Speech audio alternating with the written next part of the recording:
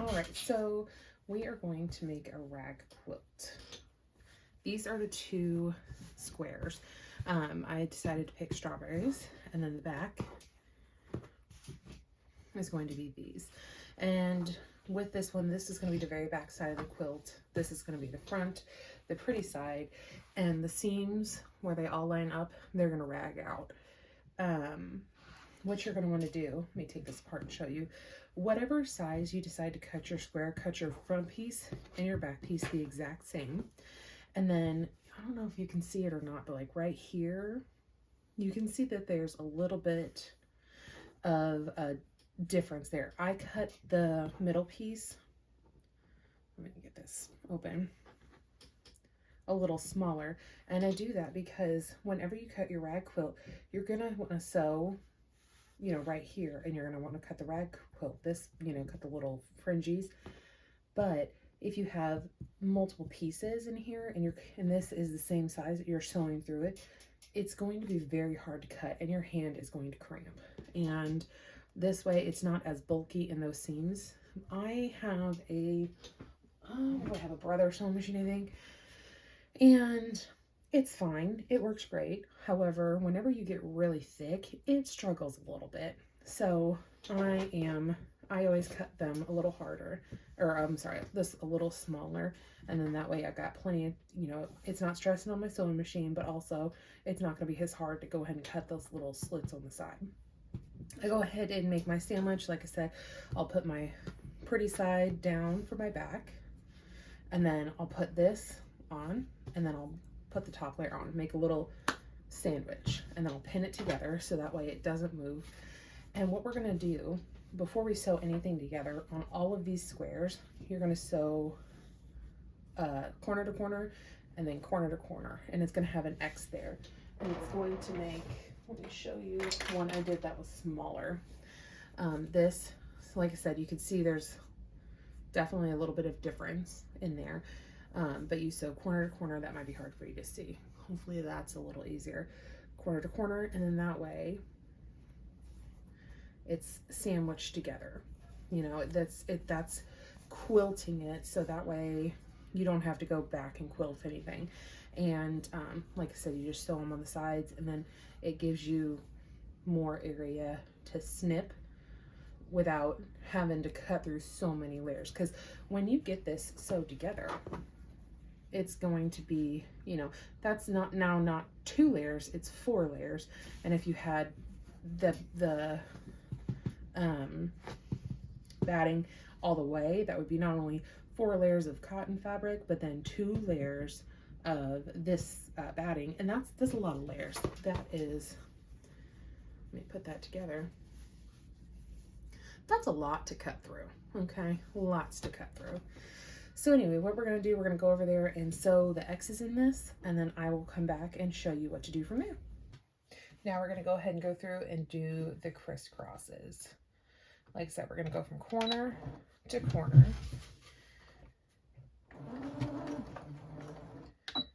Make sure to back sew.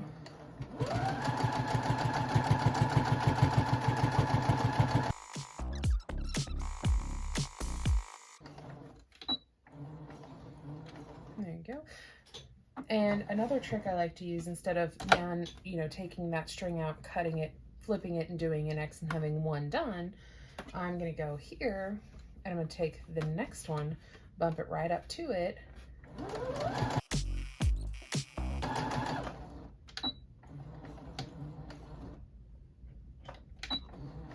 Now, if you have more squares, obviously go ahead and do that, but this is going to have a little bitty thing, so you're not wasting that much yarn for each square, number one. So you can just snip that little thing and then turn around, put it in the next way, and then once that's done, I'm going to feed this one through, and then I'll have, I'll flip it obviously, and then I'll have the lines on both of those.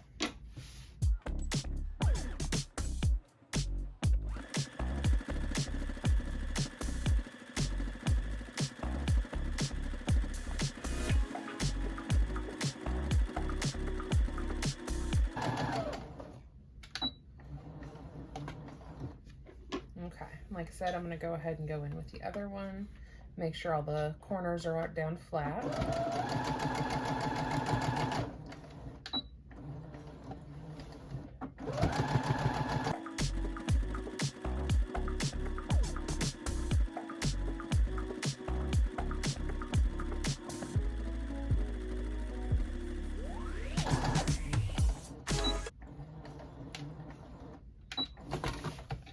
Okay, and so, yep, you're just going to do that for all of them.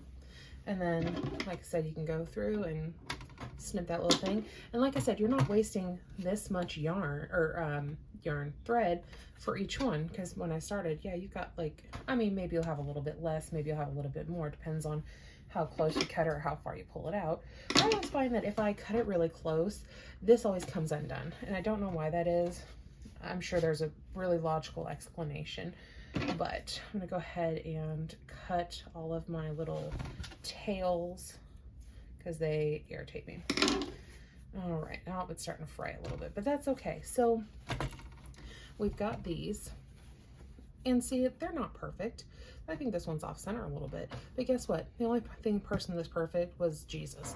And newsflash, I'm not Jesus, neither are you. So just so you know, there's a little bit of imperfection, and that's okay. You don't have to have it exactly.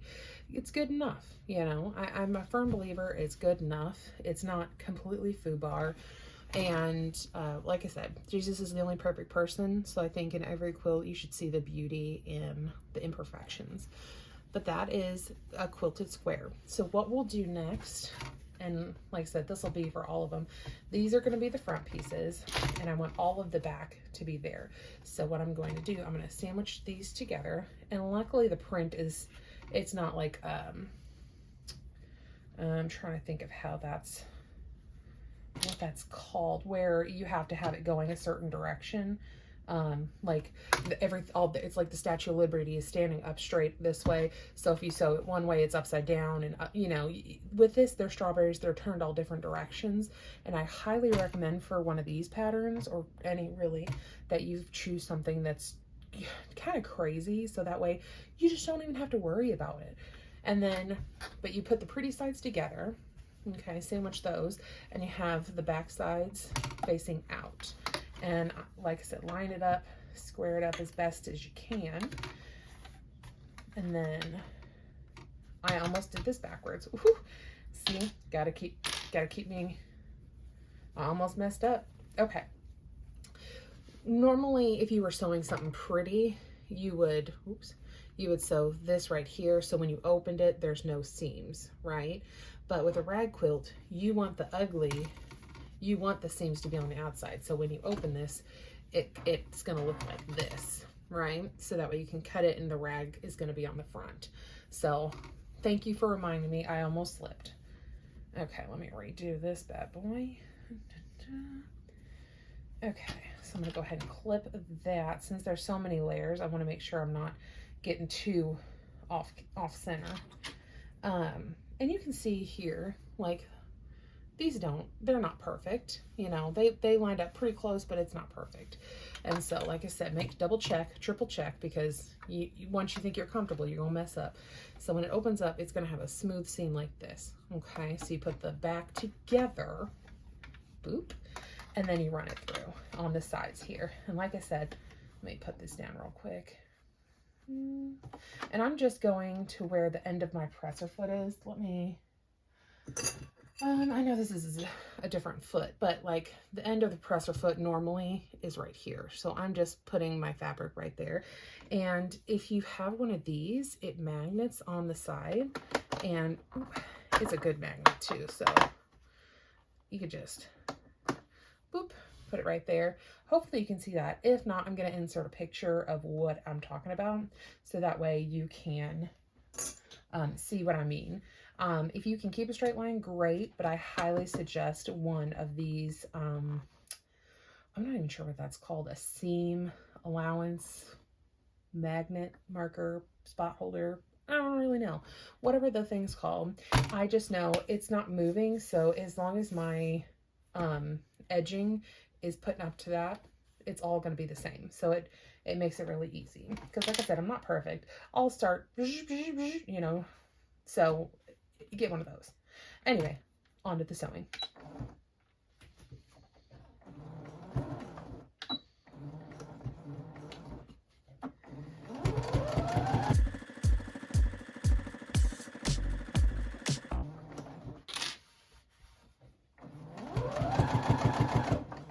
And I don't know if you can see that also, but on this side, this is right where my batting is on the inside, like right there.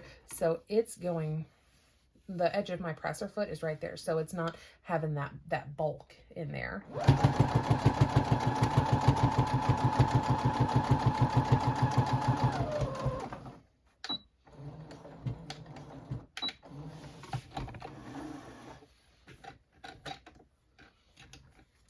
All right, so go ahead and cut your threads. There's the other one. Whoop, dropped it. Okay, so this is kind of what we're going for. I'm going to go ahead and shut that off. Okay, so this is the beginning of the rag quilt. Okay, so I'm going to do every other one. So this, the next one is going to be this color on this side, and then it's going to go boop, boop, boop, boop. So that way it's, what's the word? Switched.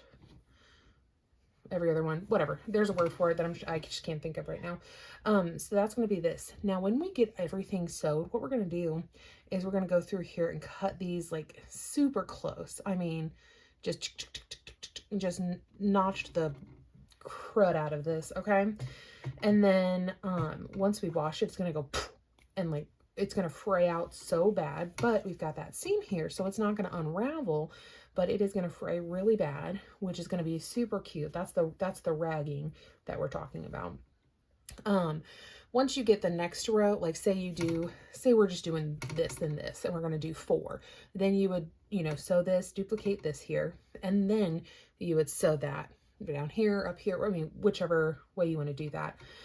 Then when you get done, you're going to sew across this whole thing, and I'll show you that here in a minute, but you're going to sew across there, and then you're also going to cut these edges. So it'll be a rag quilt around the whole thing.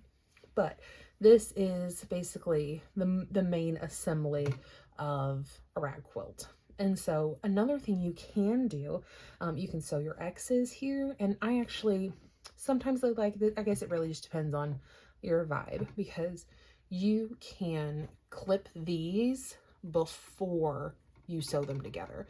For example, you just pretend like that other one's not sewed on. You got your, your X on here, and then you can just go around the whole thing, right?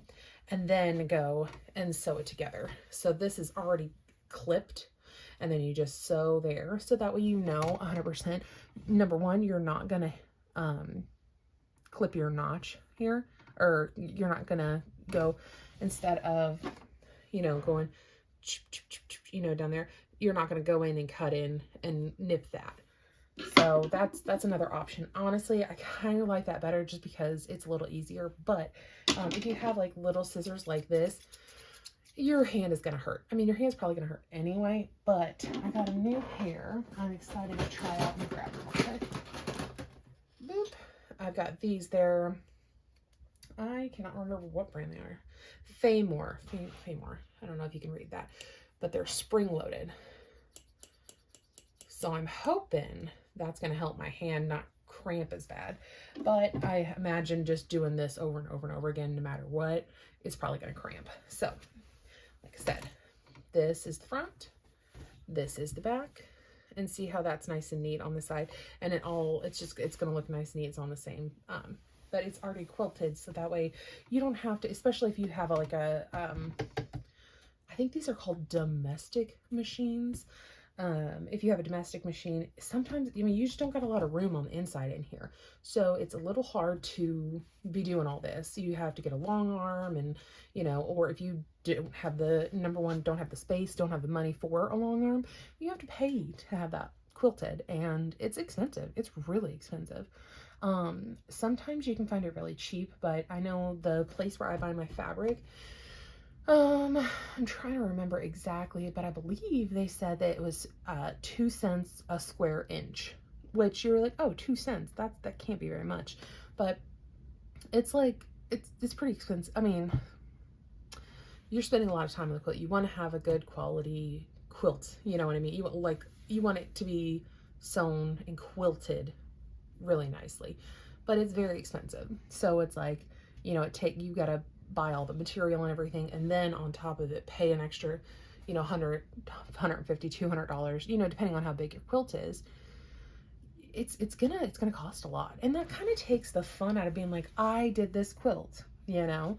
And so this is, I want to say this is a hack. I think if you're gonna get into quilting, this is where you should start. Personally, that's how I feel about that.